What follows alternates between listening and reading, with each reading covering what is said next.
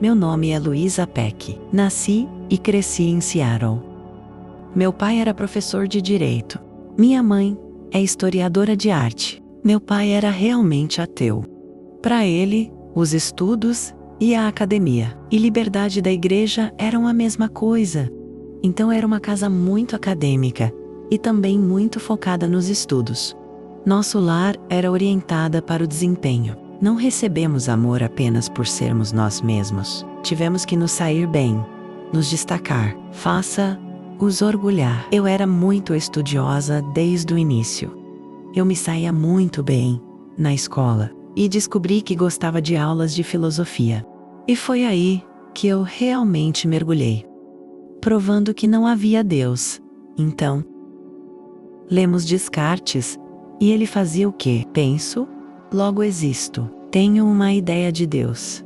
Logo, e eu simplesmente desmontaria esse argumento. Lembro-me de me envolver tanto com aquele papel. Tipo, vou provar que ele está errado. Não há Deus. É ridículo. Gostei do modernismo porque me sentia nele. As pessoas finalmente acordavam do sonho.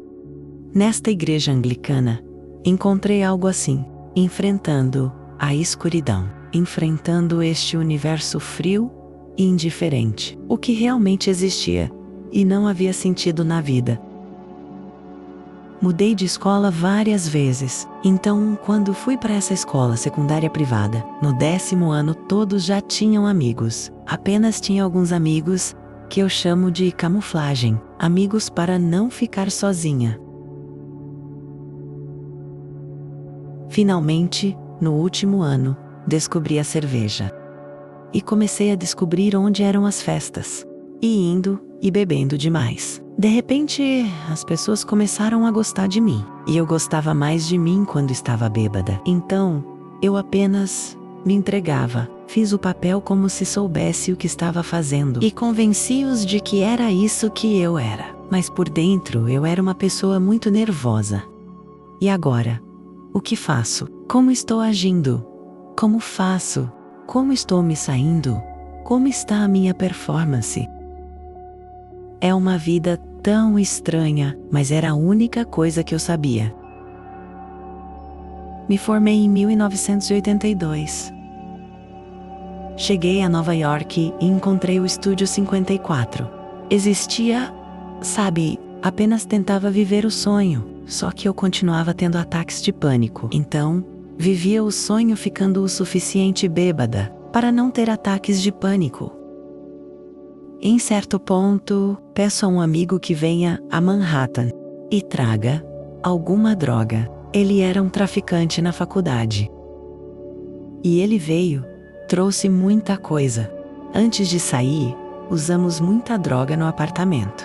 Tomamos um táxi e fomos ao Peppermint Lounge. Estava me sentindo muito bem, dançando, me divertindo e consumimos tudo. Você conhece minha vida. Sempre tentei ser o bastante cool. Sinto-me bastante legal para me sentir bem. Na próxima festa, você finalmente vai se sentir legal. Não, esta é a próxima bebida que te fará finalmente sentir bem. Não, você só precisa disso. É um poço sem fim. É nesse momento que tudo vai mudar. E senti que estava bem à beira disso. Estava quase no ponto de ser legal. E senti-me bem. Mas agora acabou a droga. Então, pegamos nosso dinheiro e perguntei em volta. Alguém disse que este cara o vende. Então compramos 1 grama dele. E ele dizia, bom material. E ele era bem discreto.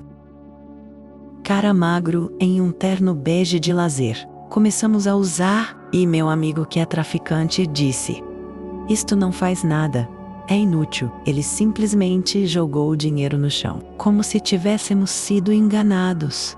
E eu pensei, bem, entorpeceu nossas gengivas. Talvez seja mistura ruim.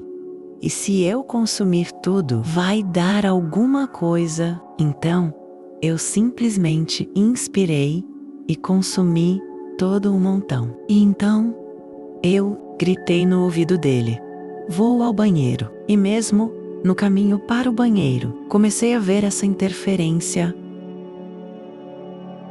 Quando você vai desmaiar? há pequenas manchinhas vermelhas. E eu fiquei tipo, deve ser um efeito colateral. Tão legal, fui, esperei na fila no banheiro. Ficou cada vez mais e mais. Quando cheguei ao banheiro, eu só conseguia ver diretamente à minha frente e percebi que não conseguia ler o grafite nenhum e também não conseguia respirar. Senti como se todo o ar tivesse sido respirado no banheiro. Saí do banheiro tentando respirar e não tô conseguindo nada. E realmente não sabia que estava morrendo. Estava irritada por não ter ar. E eu estava chateada com esse efeito colateral. Mas nunca me passou pela cabeça que não era droga. Mais tarde, depois de ficar sóbria, e fiz amigos no Alcoólicos Anônimos. Alguns eram traficantes e vários me contaram. Misturávamos com lidocaína nos anos 80. Porque a lidocaína era muito mais barata. Parece que você tomou lidocaína pura. E intoxicação por lidocaína é um anestésico, normalmente usado topicamente. Pessoas às vezes cometem suicídio apenas pegando um tubo de lidocaína. É 5% de lidocaína, engolindo ar, certo? O meu foi puro lidocaína. E, então, meu coração começou a desacelerar. E chegando a, não sei, acho que 30 batimentos. Meu cérebro não estava recebendo oxigênio, algo assim. Então não importa quanto eu respire, não tem ar aqui, não tem ar. E ele tá tudo bem. E eu fiquei com raiva, por que não percebe que não há ar? Ele me levou ao bar, e o barman me serviu um copo de água. E eu realmente não queria um copo de água. Queria ar, mas só bebi um gole, e então, bam. Pensei que tivesse desmaiada. E bati o queixo no balcão, porque foi aí que senti esse golpe. Mas não, foi como se Popeye me tivesse socado, e eu simplesmente disparava pro ar. E houve um grande alívio. Porque não estava mais sentindo falta de ar. Não me lembro de respirar, ou algo assim. Mas senti algo assim. Agora, há todo o ar que preciso. Então percebi que estava voando de Manhattan e senti um enorme alívio que eu estava deixando para trás. Não apenas o clube noturno e esse tipo de coisa, qualquer situação ruim que tivesse acontecido lá, mas toda essa bobagem de ser Luísa, eu estava simplesmente cansada desse esforço. Havia um céu azul, perfeito e claro. Senti que o oceano estava debaixo de mim, azul perfeito, até o nascer do sol. Decidi que iria fazer uma arqueação para trás e um arremesso, um mergulho em backbend. E então pude ver o oceano abaixo de mim, e eu mergulhava em direção a ele. Não é como concreto, pois estou a 300 pés de altura. Não é como se fosse concreto. Quando você bate nele, apenas pensei, vamos ver. Então, eu mergulhei direto para baixo, e então pude ver que estava bem acima da superfície. Mas a superfície era linda lá de baixo, e as bolhas subiam ao meu lado. E tudo era tão lindo, eu disse, meu Deus, espero que consiga chegar à superfície, ok? E então, lá estou eu. Então eu olhei, e vi uma superfície que apareceu. E no topo, havia essa velha casa desgastada pelo tempo. Aquela casa tem a ver comigo, e preciso chegar lá. Depois disso, cheguei à casa, mas estou na soleira, e estou bem acima disso. Eu era apenas um ponto subjetivo de consciência. E eu não tinha corpo, e eu atravessei a porta de entrada. Depois de cruzar a entrada, então eu soube que essa é a casa dos meus antepassados, e todos eles passaram por esta casa. E comecei a sentir meus ancestrais ao meu redor. Tinha a sensação de uma geração além, e a presença mais forte era do meu avô, quem havia morrido antes de eu nascer. Todos estavam muito animados para me conhecer, muito felizes por estar atravessando, prontos para me cumprimentar. mas eu não conseguia vê-los. Eu mal sabia quem eram meus ancestrais na minha vida normal e pessoas interessadas em genealogia ou afins. Eu pensava, quem se importa com isso? Mas aqui, senti-me honrada em seguir os passos deles. Com esse sentimento, passamos pela casa e senti que éramos um grupo, e eram todas as pessoas que estão ligadas a mim. Devia ter uma poltrona nesta sala, que ficava de frente para uma grande janela panorâmica, que dava para o oceano, e não estava lá. E senti algo como, isso não é justo. Onde está o espelho? Onde está a cadeira? E pensei, como vou ver à vista? É lindo. Quero ver. Assim que pensei em vê-lo, algo me agarrou pelo externo, um estômago que eu não tinha, mas um senso de, sabe onde está o seu coração, tendo, ou não, um corpo. Ele me agarrou ali, e me puxou pelo chão, e subimos até a janela, e sobre a janela, quando passamos pela janela, apenas senti, uau, o que está acontecendo? Mas eu estava muito satisfeita com isso, certo? E então, da próxima vez que eu vi, os oceanos estão à minha frente. O sol está diretamente à minha frente. Está se estabelecendo. Ele está criando um caminho que se aproxima de mim. E eu voo sobre aquele caminho. E estou voando, sentindo toda essa movimentação para frente. Movimento à frente. E é delicioso. Então, tive um pensamento cético. E foi como se, espere um segundo. Ambientes perfeitos. Beleza incrível. Sensação fabulosa. Estou sonhando? Pessoas sonham voando, é real? E então, uma voz me respondeu. E era muito profundo, claro e poderoso. E disse que era mais real do que tudo que estava atrás. E eu sabia. Por trás disso, significava no negócio da Luísa. E também não esperava a resposta de ninguém. Perguntar algo para o qual certamente você não espera uma resposta. Mas também tive que pensar um pouco. Em resposta a essa voz. É verdade. Isso é mais real do que tudo o que está atrás. O sol começou a crescer à medida que me aproximava. E eu comecei a até conseguir ver alguns padrões no sol. Vou te vaporizar, sabe? Estou cada vez mais perto. Mas de novo, sem medo. E em vez de evaporar, passei por este filamento e estava na luz. E estava em todo lugar. E senti que era tão brilhante. Tudo o que se via era luz, mas também senti que estava dentro de mim de alguma forma. Era luz de dentro para fora, assim como de fora, aquecimento interno. E, então, comecei a entender que era amor. Senti essa sensação de finalmente. Porque toda a minha vida foi tentar. E continuar tentando. E talvez você pegue um pedacinho de amor. E aqui eu estava completamente imerso no amor. Completamente cheia de amor. Comecei a perceber que estava sendo acolhida. Como um bebê por algum ser. E na minha mente, o ser estava sentado no chão. Assim como as figuras de Buda se sentam. Mas me abraçando e apenas derramando, você é tão amada. E o que mais marcou foi que era, você é tão amada, não como. Aqui está o show de amor que fazemos para todos. Ao entrarem na luz, mais como se eu te conhecesse melhor do que você mesmo. E sempre te amarei. E aquela sensação, eu simplesmente tinha tudo o que queria. E eu só queria ficar lá para sempre. Não consigo dizer quanto tempo passou, se foi 1 minuto ou o quê.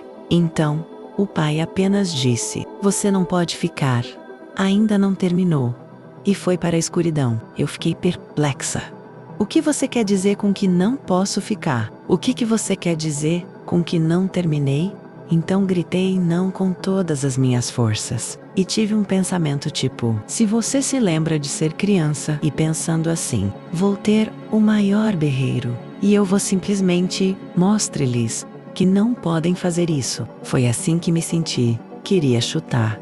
Queria poder chutá-los nas canelas. Mas então, tudo se tornou negro instantaneamente. Então, não tinha como recorrer.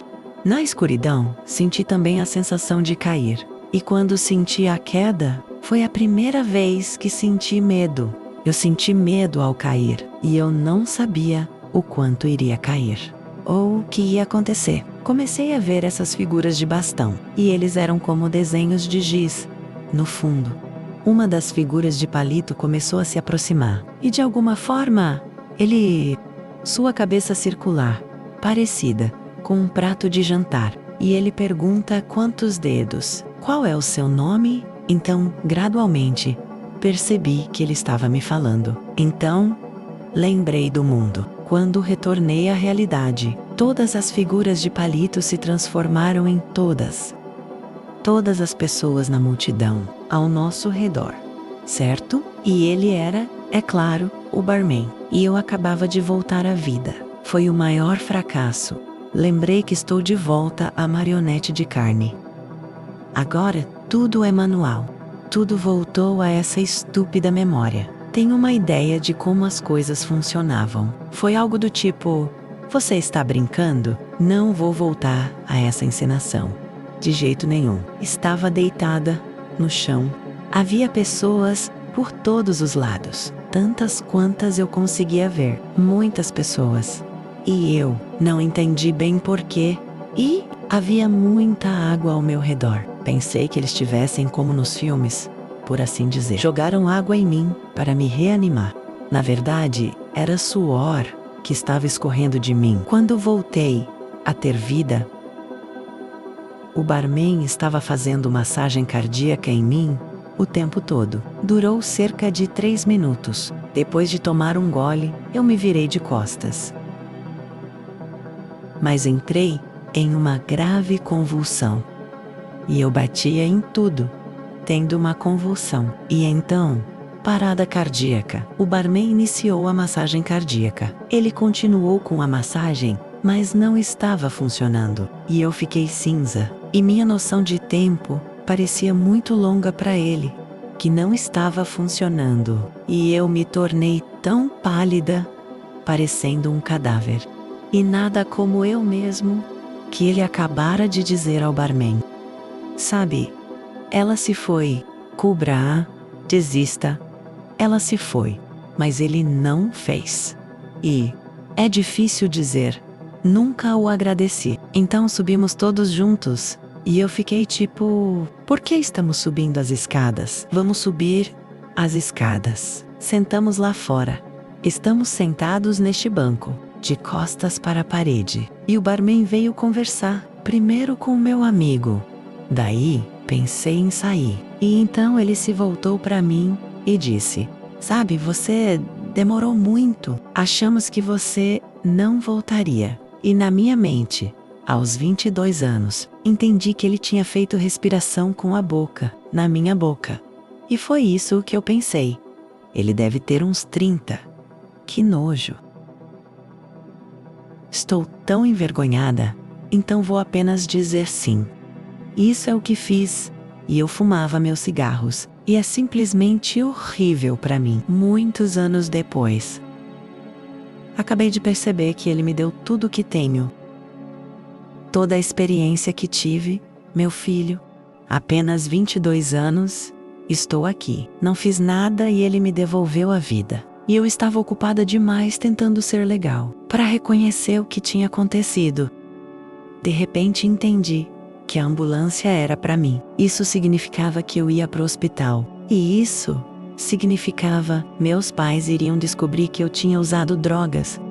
Tive um ataque cardíaco. Isso não era algo que meus pais aprovariam. Então, eu só pedi ao meu namorado, por favor, não me faça ir ao hospital. Por favor. Então, ele simplesmente pegou minha mão. E corremos para o táxi mais próximo ali, entramos. Lembro dele dizendo, apenas dirija. Na manhã seguinte, lembro-me de ter hematomas por todo o corpo. A parte de trás da minha cabeça estava toda inchada, mas acima de tudo, meu externo da ressuscitação cardiopulmonar. Falei com minha colega sobre o que aconteceu, e ela disse isso. Você acha que aquela coisa de pai, mãe que você disse que estava segurando, isso era como Deus? E eu sabia, mas não conseguia explicar. Pensei se isso é verdade. E se eu fosse a algum lugar, e isso estava bem próximo a Deus? Lembro-me de pessoas dizendo, Deus é amor? E coisas assim. Isso significa que as pessoas da igreja estão certas. Isso significa que terei que ir à igreja. E eu tinha essa imagem de eu indo à igreja, segurando a Bíblia, falando com outras pessoas que duvidam. Meninas boazinhas. Quando era o Estúdio 54, todas essas coisas estão bem ali. E eu estou com meu salto alto e minha mini saia.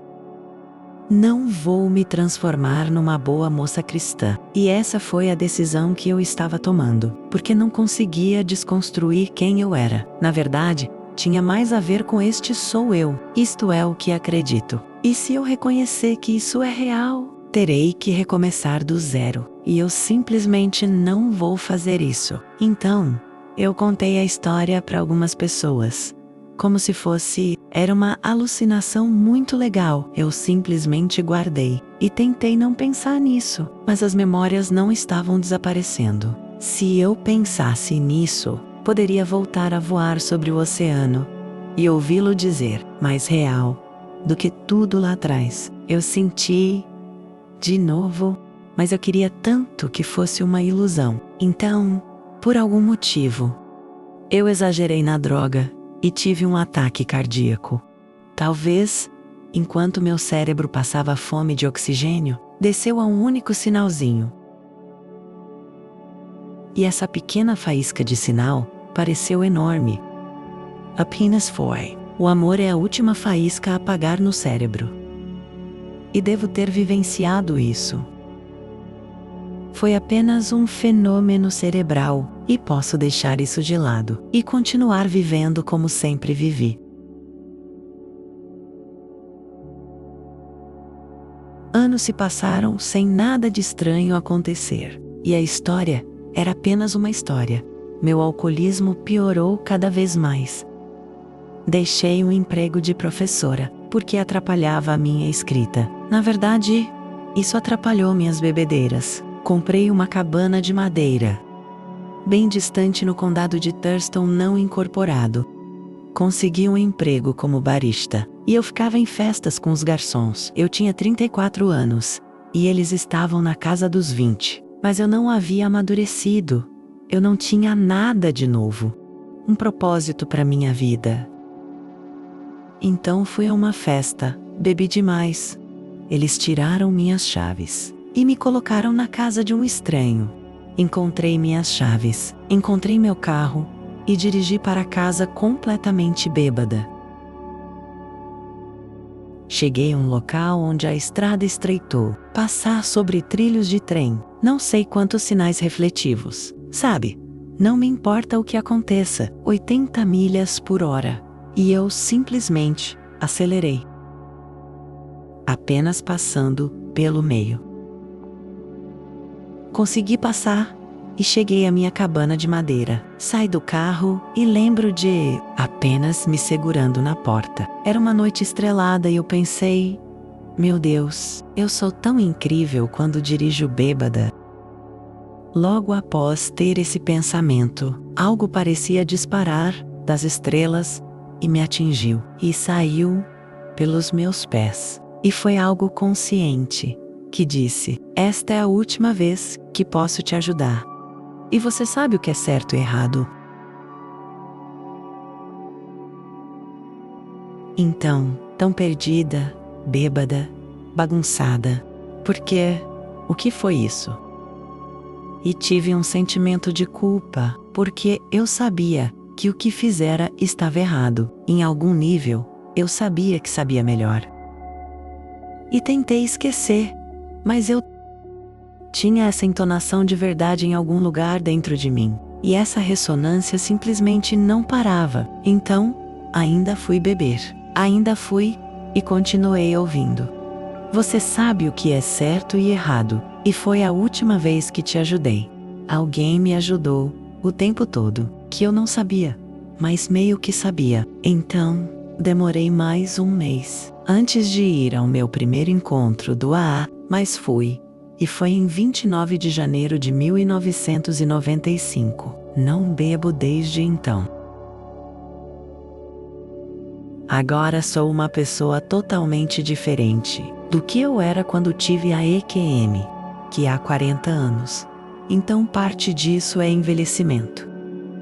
Mas acho que se tivesse envelhecido sem rumo, eu seria uma mulher de bar, em algum lugar. E então, grande parte disso há porque aprendi muito ouvindo os antigos e por aí, estar em reuniões. Mas há também este componente de saber não pensar que Deus é real. Acho importante não separar Deus de tudo o mais. Deus é uma junção de inteligência e amor, que na verdade são a mesma coisa, mas está em tudo. Então, nas árvores que fizeram esta cadeira, estava Deus. Deus é a energia que está em todo lugar. Personificar Deus como um cara no céu não é útil dizer, bem, Deus é o chefe, e esses anjos estão em um nível inferior. Todos são iguais, mas sinto que meu anjo é um canal para Deus. E então, também posso ser um canal para Deus. E que sempre posso voltar a isso como um ponto de referência. Meu trabalho é deixar cada pessoa que encontro um pouco mais felizes do que antes. E eu levo isso em tudo o que faço. Trabalho individualmente com as pessoas no meu trabalho, mas sempre paro para conversar e perguntar. Consiga de alguma forma uma risada, um momento humano no nosso trabalho. E pessoas que encontro nas ruas, às vezes no aeroporto, me sinto sobrecarregada.